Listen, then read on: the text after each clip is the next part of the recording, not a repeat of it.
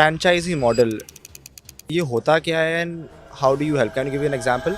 जब young entrepreneur होता है और उसको ज्वेलर बनना है तो उसके सामने बहुत सारी मुश्किलें हैं।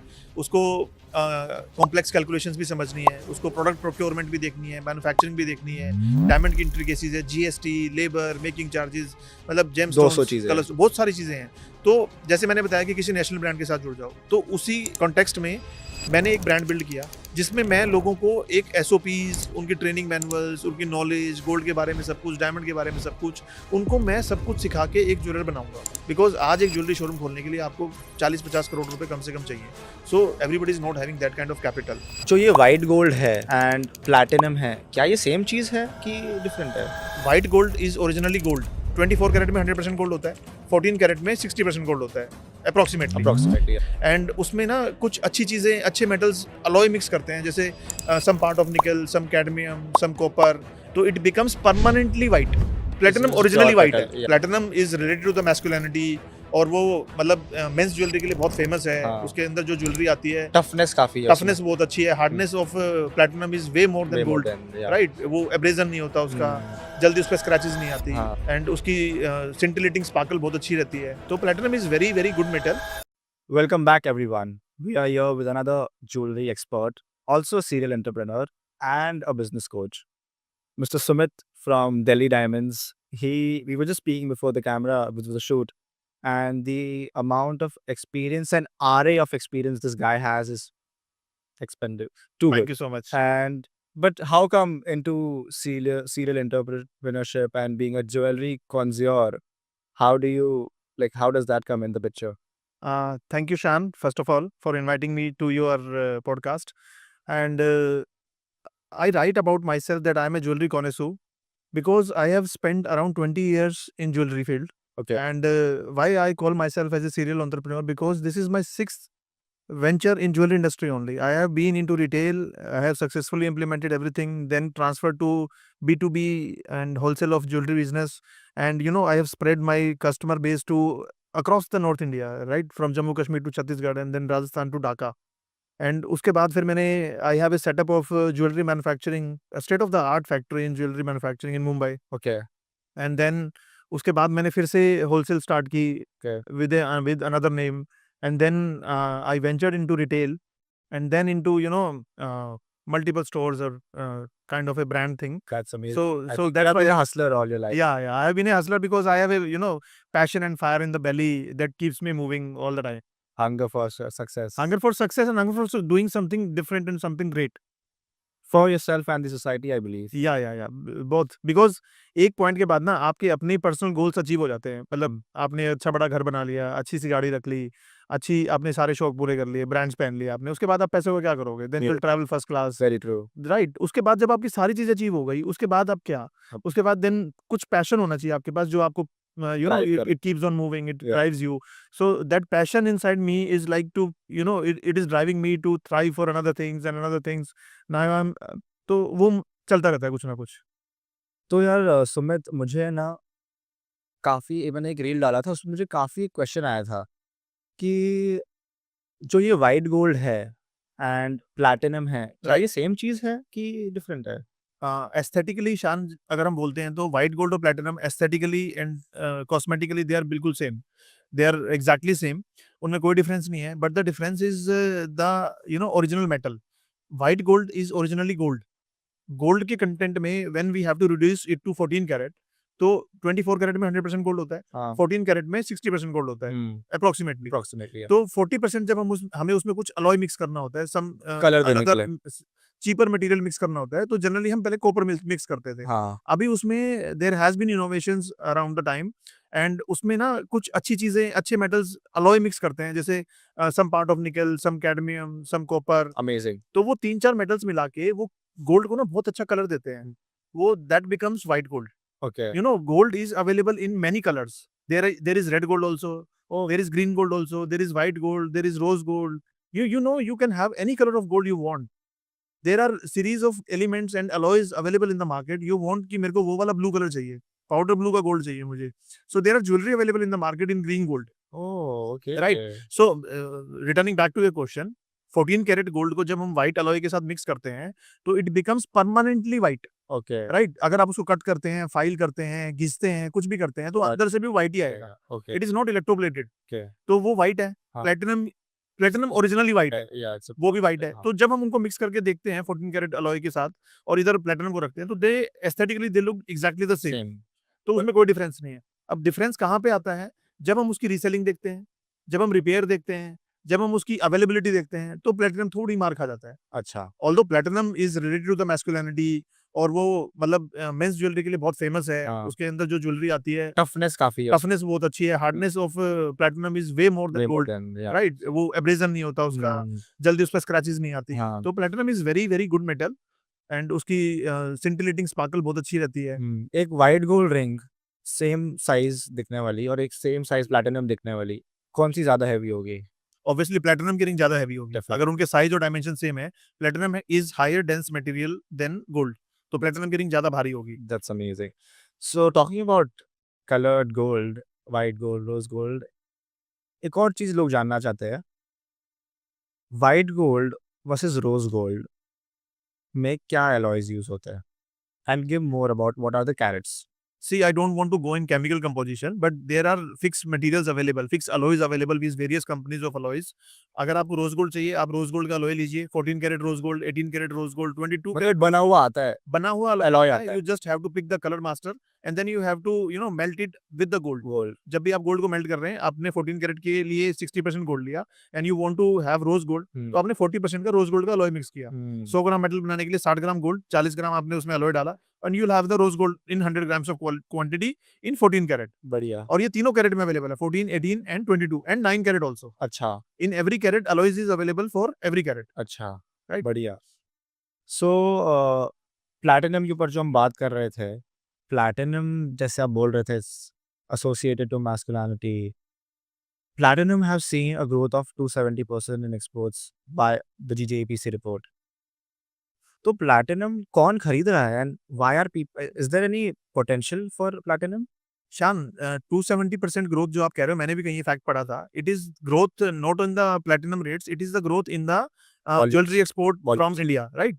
सो होता क्या है कि इंडिया इज, जैसे मोदी जी ने काफी टाइम से मेक इन इंडिया का जो इनिशिएटिव लिया है, उसके अंदर काफी डेवलपमेंट हुई है यहाँ पे मैन्युफैक्चरिंग की इन वेरियस कैपेसिटीज.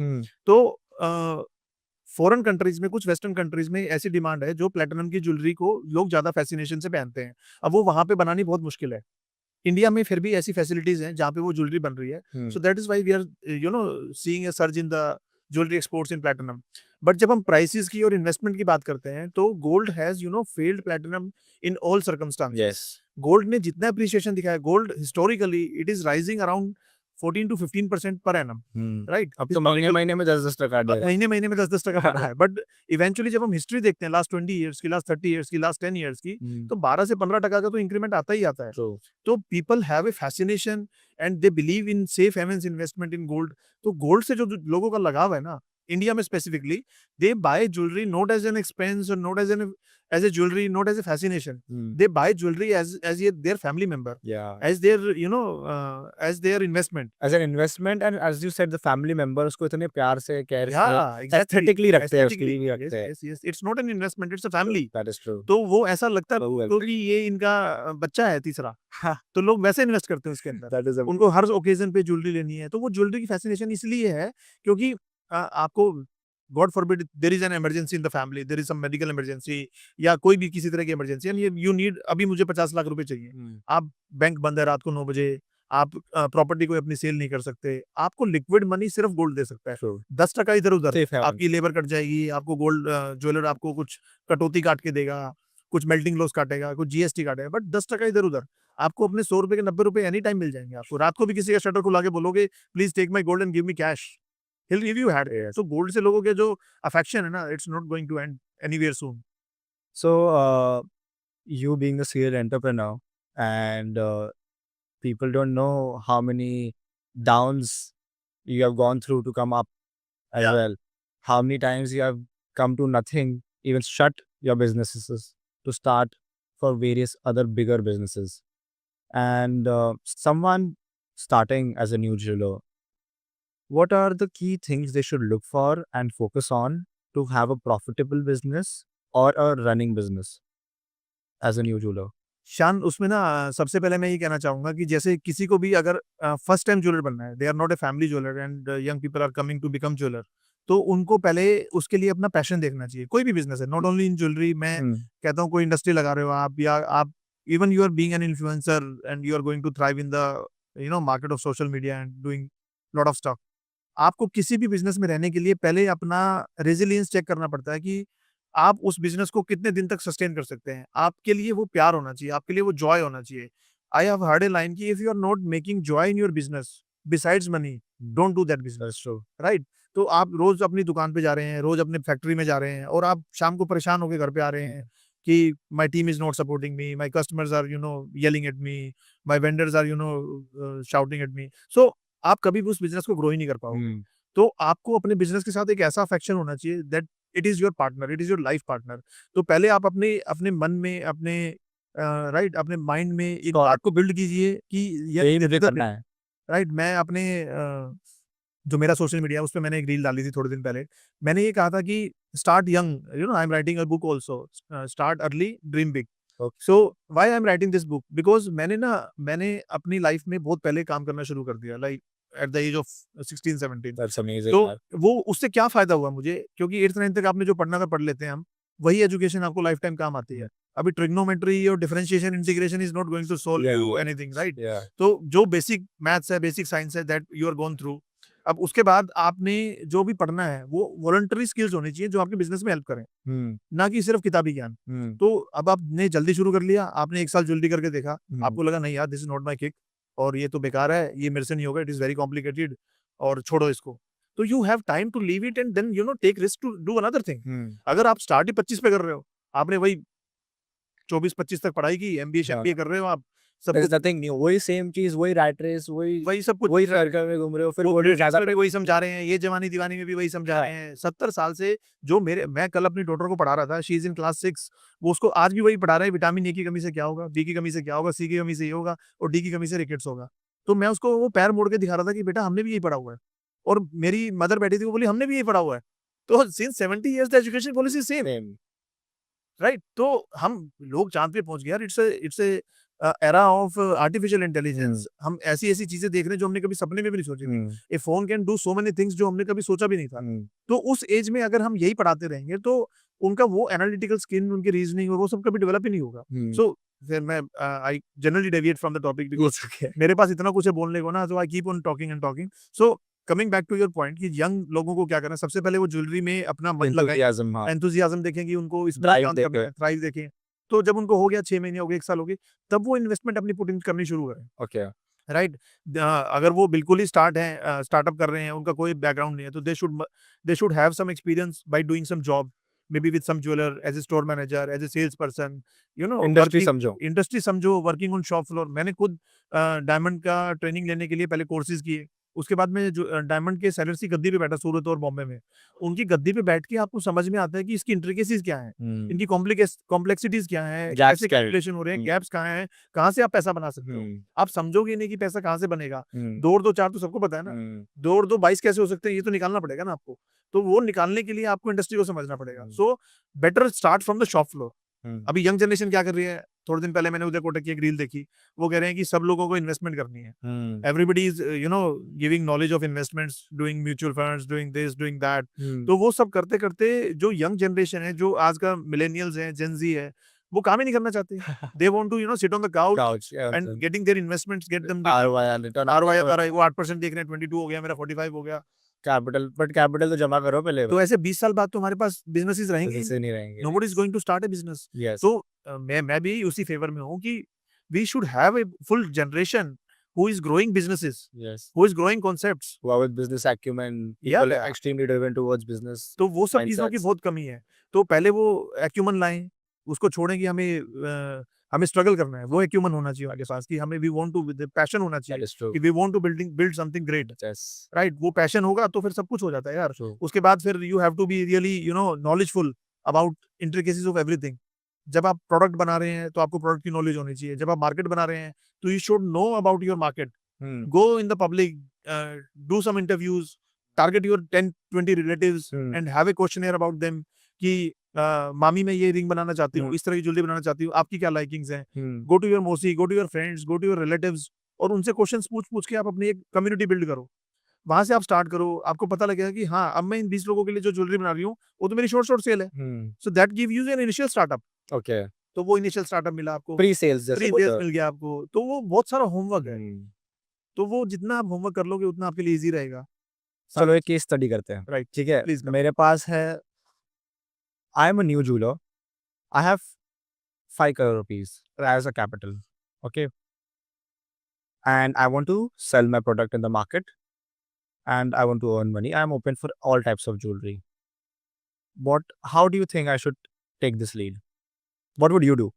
हाँ, शान देखो, मैं तो बहुत सीजन ज्वेलर हूँ, मेरे पास तो एन नंबर ऑफ ऑप्शंस हैं 5 करोड़ को 10 करोड़ बनाने के लिए, right? For a new jeweller who is not having any knowledge, right? उसके लिए मेरी सजेशंस 5 करोड़ को इन्वेस्ट करने के लिए ऐसी हैं कि वो आपका पैसा, आप उसको अपने चाइल्ड की तरह यूज करना है आपको, कि उसको कहीं पे भी वो 5 करोड़ के 4 करोड़ 99 लाख ना हो जाए।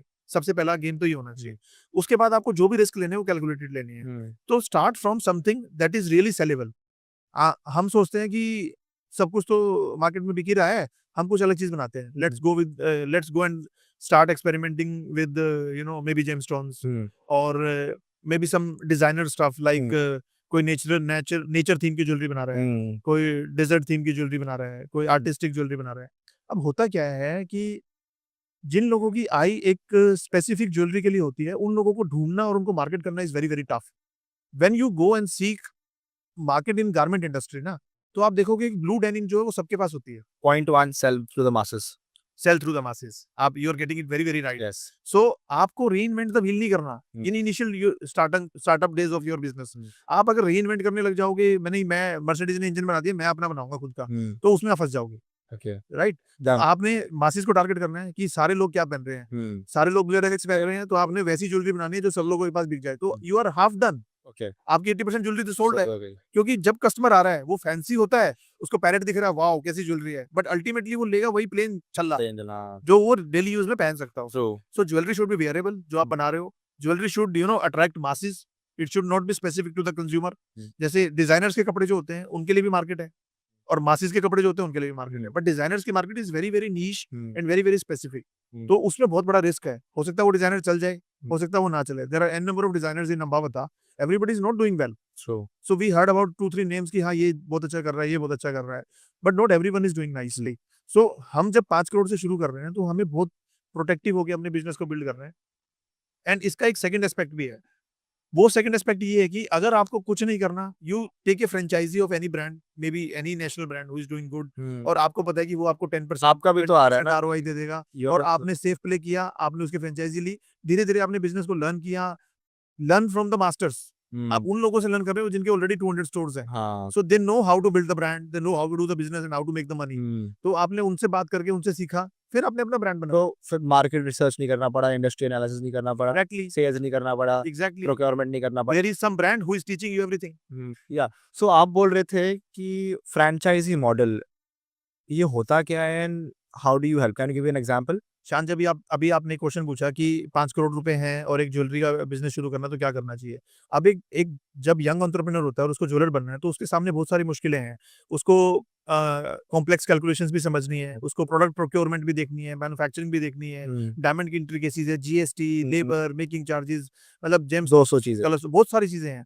तो जैसे मैंने बताया कि किसी नेशनल ब्रांड के साथ जुड़ जाओ, तो उसी कॉन्टेक्स्ट में मैंने एक ब्रांड बिल्ड किया जिसमें मैं लोगों को एक एसओपीज, उनकी ट्रेनिंग मैनुअल्स, उनकी नॉलेज, गोल्ड के बारे में सब कुछ, डायमंड के बारे में सब कुछ, उनको मैं सब कुछ सिखा के एक ज्वेलर बनाऊंगा।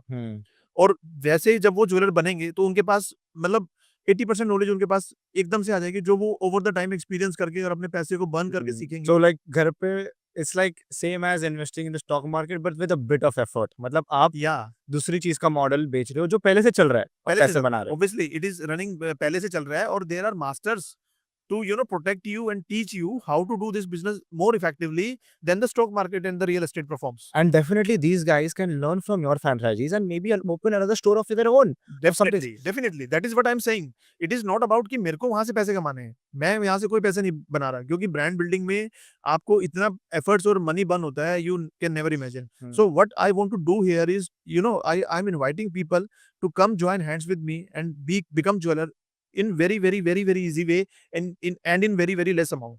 Because आज एक ज्वेलरी शोरूम खोलने के लिए आपको 40-50 करोड़ रुपए कम से कम चाहिए. So everybody is not having that kind of capital. So I have designed a business model which is running on rotational basis and which is very specific and Well researched. and we are keeping only that inventory which is highest selling inventory. And it is only that inventory which is Western countries selling highly. So मैं एक और चीज पूछना चाहता हूँ Sumit, a lot about entrepreneurship, थोड़ा consumer को भी मदद करता है, ठीक है? Right. तो आजकल एक नया ट्रेंड आया है, mixing diamonds. Okay. Can you explain what mixing diamonds is for a jewelry is? अब शान मिक्सिंग डायमंड्स के दो मतलब होते हैं. एक तो नोइंगली बेचना और एक कस्टमर्स को बेफूल करके बेचना. राइट. अगर आप नोइंगली कह के बता रहे हैं कि see why lab grown diamonds are in trend, because lab grown diamonds ना जो बड़े साइज के डायमंड्स है, they are very Solitaires, yeah. Solitaires. और जो छोटे डायमंड्स है, they are not very cheap, Yeah. Because material cost बहुत कम है, हाँ. मेकिंग कॉस्ट बहुत ज्यादा है. तो जो स्मॉलर डायमंड्स है, स्टार मेले बोलते हैं उनको, वो डायमंड्स लैब ग्रोन में भी काफी महंगे हैं. राइट. तो what people are generally doing and coming to us in retail, they are saying us कि जो शैंक में डायमंड लग रहे हैं ना, imagine you are buying a solitaire ring, तो शैंक में जो डायमंड लग रहे हैं वो तो smaller diamond, natural diamond. Simpler words थोड़ा. जो रिंग का जो माउंट होता है ना, हाँ. सॉलिटेयर रिंग का जहाँ जो पर mount solitaire लगता है. जिसपे सॉलिटेयर लगता है, हाँ. तो नीचे की जो शैंक होता है, रिंग का बैंड होता है, हाँ. वो बैंड में छोटे डायमंड लगते हैं. हाँ. तो people are taking natural diamonds as smaller diamonds and solitaire वो लैब ग्रोन ले रहे हैं. हाँ. तो उससे फर्क क्या पड़ेगा? उससे फर्क ही पड़ेगा. Eventually when they are going to sell it, maybe after 10 years, lab grown की value is going to diminish like anything, zero हो जाएगी. राइट. नेचुरल डायमंड जो उन्होंने नीचे लगाए हैं रिंग के बैंड में, उसी कुछ तो रिटर्न मिलेगी ना. हाँ. And gold is going to stay So there. this can help for people who are also wanting to have trendy and big jewelry, Definitely. but and also wanting to have value in a budget. पर फिर आप वो like you have to let go of that solitaire which you are buying, which is a lab grown. See Shan, I am highly advocating for lab grown jewelry because आज आपने 15 लाख की कोई ring लेनी है फॉर योर फियांसे, तो आप 15 लाख की ring लेने के बजाय आप 1.5 लाख की रिंग लो और 13.5 लाख रुपए का उसको गोल्ड इन्वेस्ट करके दे दो ना. Go and buy MMTC coins for 13.5 lakh. फिर से पूछता है, फिर से आंसर देना. So lab grown diamonds is a very controversial topic. अगर कोई कंज्यूमर को लैब ग्रोन डायमंड्स खरीदना हो तो उसका बेस्ट वे कैसा हो खरीदने के लिए? सी मैं तो I am highly advocating for lab grown diamonds, because आप डायमंड ज्वेलरी जब पहन रहे हो ना, like we do in western countries, वो हम एस्थेटिक अपील के लिए पहनते हैं या हम फैशन के लिए पहनते हैं, not for investments. So investment, जैसे अभी हमने थोड़ी देर पहले बात की, इन्वेस्टमेंट तो गोल्ड ही है ना. इन्वेस्टमेंट का मतलब सिनोनिम है गोल्ड. इससे अच्छी इन्वेस्टमेंट कोई नहीं हो सकती पूरे वर्ल्ड में. तो आपने मान लो अपने फियांसे के लिए एक रिंग लेनी है, सॉलिटेयर रिंग, जिसमें आप 2.5 कैरेट का या 2 कैरेट का एक सॉलिटेयर लगाओगे. It is going to cost you around 15 lakh rupees in a good quality diamond, natural diamond. Right. So buy herself a beautiful ring in lab grown diamond, वो आपकी 1 लाख 1.5 लाख रुपए की आ जाएगी. एंड रेस्ट जो 14 लाख आपके पास बच रहे हैं, वो 14 लाख का आप उनको, जिनका 15 लाख का बजट है, जिनका 15 लाख का बजट, जिनका 5 लाख का, उसका प्रोपोर्शन वैसा ही हो. 50,000 की आपकी रिंग आ जाएगी, 4.5 लाख सोना दे दो. अब 4.5 लाख का गोल्ड आपने लिया, चाहे वो ज्वेलरी की फॉर्म में लिया, आपने कुछ मेकिंग चार्जेस दे दी, या आपने कॉइन्स की फॉर्म में लिया, आपने कोई भी मेकिंग चार्जेस नहीं दी. Eventually after 10 years 20 years down the line, that gold of 14 lakhs will be appreciating in 3 times. वो 50 लाख का हो जाएगा आपका. और वो जो 1.5 लाख का डायमंड सॉलिटेयर लैब ग्रोन है, वो खत्म ही हो जाएगा ना, जीरो. अब यही आपने डायमंड नेचुरल लिया होता तो 15 लाख के आपके हो सकता है 20 लाख हो जाते, बट 50 लाख तो नहीं होंगे ना. वो gold terms of return on investment diamond में है, पर गोल्ड जितना नहीं. हाँ, डेफिनेटली डायमंड में रिटर्न ऑन इन्वेस्टमेंट है.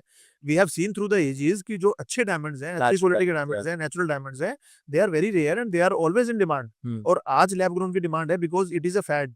अभी एकदम से एग्रेसिवली सेलिंग हो रही है लैब ग्रोन डायमंड्स की, but sooner in sometime people will understand the value. People will understand the value. ऐसे मोती के साथ हुआ, पहले बसना मोती था, फिर चाइनीज पर्ल आ गया, शेल पर्ल आ गया. ऐसे ही नेचुरल डायमंड के बाद पहले मोजोनाइट आया, फिर लैब ग्रोन डायमंड आया. तो everything is going to stay. Swarovski diamond भी आया, बीच में गायब हो गया. राइट. तो Swarovski के भी कस्टमर्स हैं और Real diamonds से भी customer. नॉर्मल सर्कल के भी कस्टमर्स हैं और डायमंड के भी कस्टमर्स हैं। Let's go to the future. Yeah. Okay. Where do you think AI can play a role for the jewelry industry for a retailer or a wholesaler? अभी तो हम लोग बहुत ज़्यादा यूज़ नहीं कर पा रहे, Hmm. हमें भी सीखना पड़ रहा है। Where do you because think the potential is? potential is used in AI. You know, let's say वही हम जैसे we keep ourselves updated and upgraded all the times and I keep on taking courses and Hmm. coachings. So हम उनमें यही सीख रहे हैं कि अपने आप को हर टेक्नोलॉजी के साथ अपग्रेड करना बहुत ज़रूरी है। Hmm. तो जैसे-जैसे टेक्नोलॉजी आती जाएँगी, अब एआई के थ्रू हमारे लिए वीडियोज़ बनाना बहुत आसान हो गया है, Hmm. कस्टमर को एजुकेट करना बहुत आसान हो गया है और कस्टमर को ज्वेलरी शोकेस करना बहुत आसान हो गया है। जैसे we are building a website जिसमें हमारा पूरा शोरूम दिख रहा होगा और उसके डिस्प्ले में जो भी ज्वेलरी लगी होगी वो दिख रही है। आप किसी भी ज्वेलरी पे क्लिक करेंगे, वो ज्वेलरी को आप अपने ऊपर पहन के देख सकते VR हैं के through. वीआर के थ्रू, Hmm. राइट? एंड उसका प्राइस आ जाएगा, Hmm. वो ऐड टू कार्ट हो जाएगी। So we are also using a lot of technology stuff to run our business smoothly and benefiting customers to navigate them smoothly through our websites and all. Hmm. So AI is going to stay, AI is going to help people in both ways, in all ways, unless it is used in bad ways. Right? लोग इसका गलत use भी कर Definitely. सकते हैं।